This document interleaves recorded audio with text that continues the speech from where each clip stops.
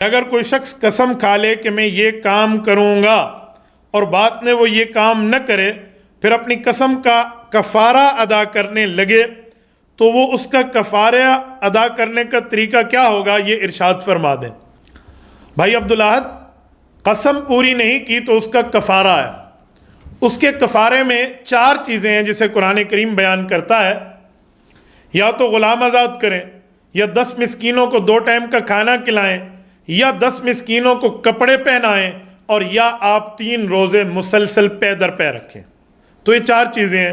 اب غلام آزاد کرنے کی ترتیبیں تو ہیں ہی نہیں، لہٰذا یا تو 10 مسکینوں کو 2 ٹائم کا کھانا کھلائیں گے آپ، یا آپ 10 مسکینوں کو کپڑے پہنائیں گے، اچھے سے ان کو سوٹ پہنا دیں، بہت بہتر ہوگا، اور اسی طرح یا تو آپ 3 روزے رکھیں گے اور مسلسل 3 روزے آپ کو رکھنے ہوں گے۔